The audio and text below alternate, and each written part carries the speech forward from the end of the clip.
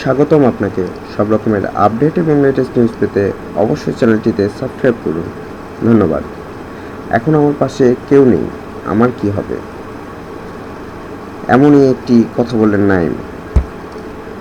আদালতে ১৬৪ ধারায় স্বীকারোক্তিমূলক জবানবন্দি দিয়েছে বনানীতে ২ ছাত্রী ধর্ষণ মামলার অন্যতম আসামি আব্দুল হালিম ওরফে নাঈম আশরাফ।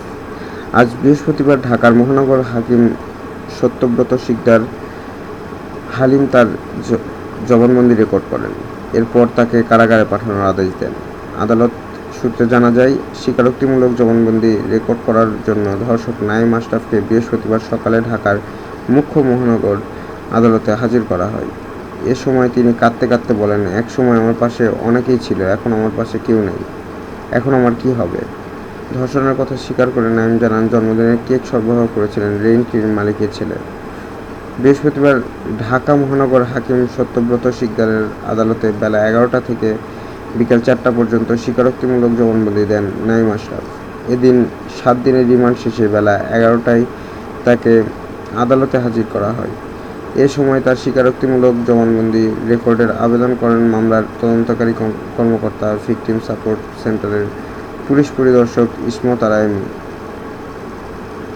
আবেদনের পরিপ্রেক্ষিতে ঢাকা মহানগর হাকিম সত্যব্রত শিকদারের আদালত তার জবানবন্দি রেকর্ড করেন। জবানবন্দি রেকর্ড শেষে তাকে কারাগারে পাঠানোর নির্দেশ দেন আদালত। তিনি আদালতে ধর্ষণের কথা স্বীকার করেন বলে আদালত সূত্রে জানা গেছে। আর এর আগে গত ১৭ মে মুন্সিগঞ্জের লোহজং থেকে নাঈম আশরাফকে গ্রেপ্তার করা হয়। গ্রেপ্তারের পর তাকে ৭ দিনের রিমান্ডে নিয়ে জিজ্ঞাসাবাদ করা হয়। রিমান্ড শেষে তাকে আদালতে হাজির করা হয়। এছাড়া গত ১১ মে সিলেট থেকে এ মামলার আসামি সাফাত আহমেদ সহ দুজনকে গ্রেপ্তার করা হয়। এর ৪ দিন পর ১৫ মে রাজধানীর নবাবপুর ও গুলশান ১ থেকে গ্রেপ্তার হন মামলার অপর ২ আসামি সাফাতের গাড়িচালক বিল্লাল ও দেহরক্ষী আজাদ। উল্লেখ্য, গত ২৮ মার্চ বন্ধুর সঙ্গে জন্মদিনের অনুষ্ঠানে গিয়ে বনানীর দ্য রেইনট্রি হোটেলে ধর্ষণের শিকার হন ২ বিশ্ববিদ্যালয় পড়ুয়া তরুণী।